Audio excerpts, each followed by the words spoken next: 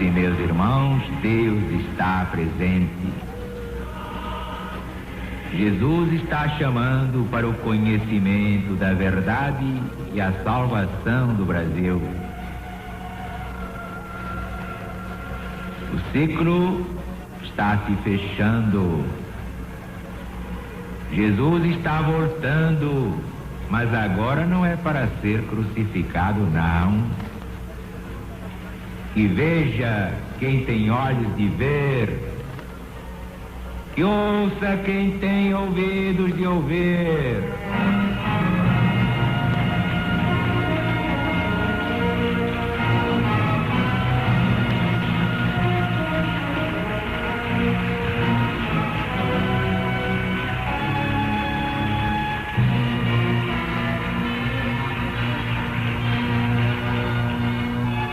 Damos prosseguimento ao Evangelho unificado e complementado pelos Atos dos Apóstolos.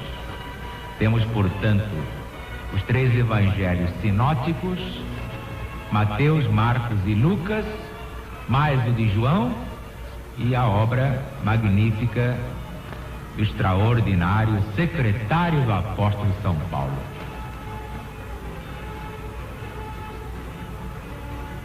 No princípio era o Verbo estava com Deus e o Verbo era Deus. Ele estava no princípio com Deus.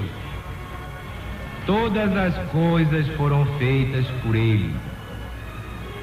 Nada do que se fez sem Ele. Cristo Jesus. Nele estava a vida. E a vida era a luz dos homens. A luz brilha nas trevas e por isso as trevas não a venceram. Ora, houve um homem mandado por Deus que se chamava João. Ele veio como testemunha para dar testemunho da luz, a fim de que todos crescem por meio dele. Ele não era a luz, mas veio para dar testemunho da luz. Mas o Cristo, esse era a luz verdadeira que ilumina todo homem que vem a este mundo. Ele estava no mundo, o mundo foi feito por ele, e entretanto o mundo não o recebeu. O Cristo veio ao que era dele, e os seus não o conheceram. Mas a todos aqueles que o aceitaram, aqueles que creem no seu nome, deu ele o direito de se tornarem filhos de Deus. Porque esses não nasceram do sangue, nem da vontade da carne, nem do desejo do homem, mas sim de Deus.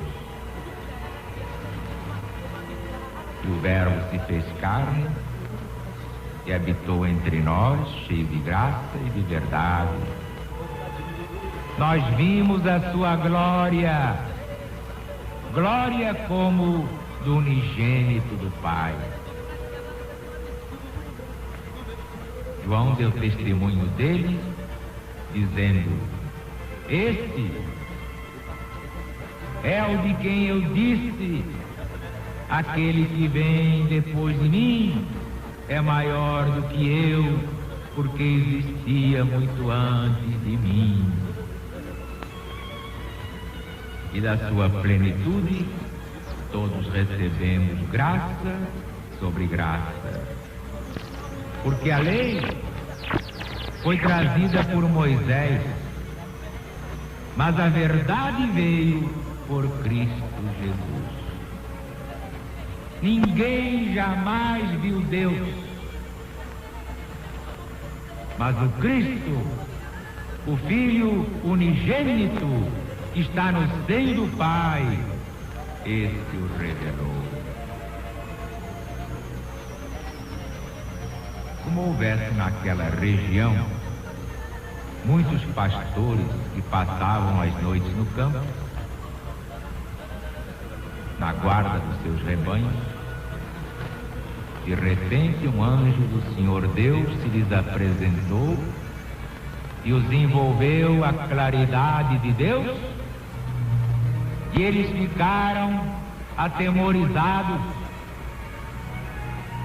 Então o anjo de Deus lhes disse: não tenhais medo, venho trazer-vos uma boa notícia para vós, como para todo o povo, será motivo de grande alegria.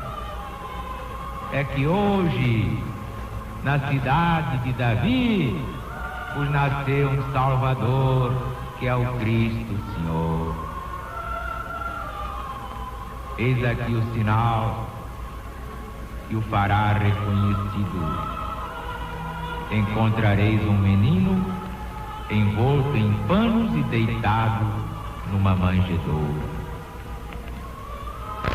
No mesmo instante, reuniu-se ao anjo uma grande multidão da milícia celestial, louvando a Deus e cantando: glória a Deus nas alturas, paz na terra aos homens e mulheres da boa vontade de Deus.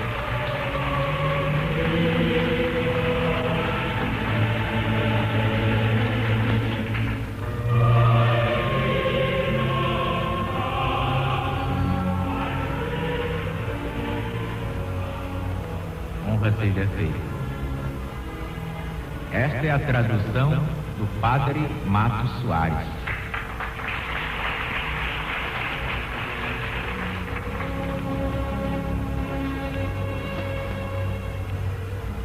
O Evangelho unificado, claro que nos dá margem de falar com mais segurança, porque a unificação elimina as pequeninas divergências que até autenticam a legitimidade dos evangelhos.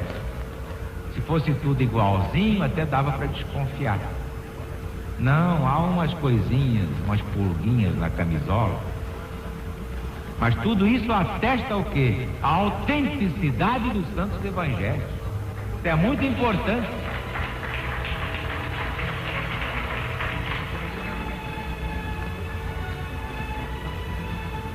Nós temos aqui como é que Jesus se utiliza dos precursores, uma espécie assim de abre caminho. Quando Jesus estava para vir a este plano, mandou o seu grande precursor João, o Batista, quer dizer, tomou esse nome porque batizava no Rio Jordão. Batista porque era batizador. Seu nome era simplesmente João. Pois bem, veio João preparado para esta obra de ser o precursor do seu Senhor e Mestre. Mas dizia: eu na verdade vos batizo com água, mas após mim vem aquele que é maior do que eu, porque já existia antes de mim. Olha aí a reencarnação. Já existia muito antes de mim. Pelo Evangelho, João nasceu primeiro. Depois é que nasceu Jesus. Então como é que Jesus já existia antes dele?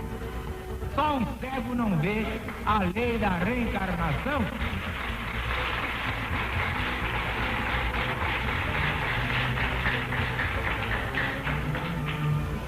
Mas quem tem olhos de ver percebe logo a clareza da pregação do irmão Zaru. Pois se João Batista nasceu primeiro, Como é que ia dizer que Jesus já existia antes dele, se houvesse uma vida só? Então João Batista era uma besta. Não era o maior dos nascidos de ventre de mulher.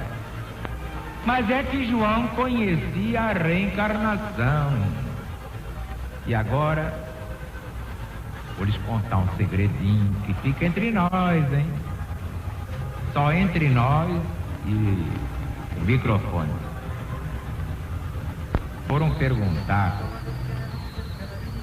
a João Batista se ele era a reencarnação de Elias. E ele, sendo a reencarnação de Elias, disse que não era. Olha só que coisa engraçada.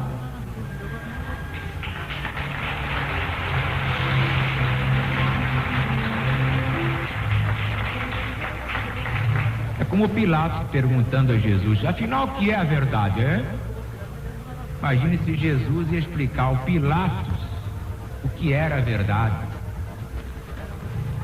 Pilatos ia ficar olhando para ele com cara de besta e dizer: mas é isso que é verdade? Não estou entendendo nada. O que é que uma besta pode entender? Nada. Pois é. É preciso ter longevidade espiritual para compreender certas miudezas.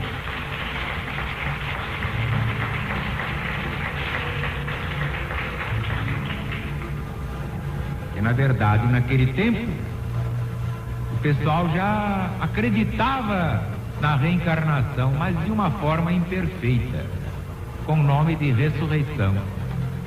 Tanto que pensavam que um espírito pudesse reencarnar noutra pessoa na mesma vida. Como outro dia disseram aí de um cantor, é a reencarnação de Francisco Alves. Como é que Francisco Alves pode reencarnar num homem que já existia no tempo dele? Sai dessa!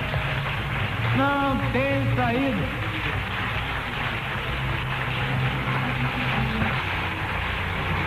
Então viva a LBV, viva o PDB, viva o Brasil e viva Jesus!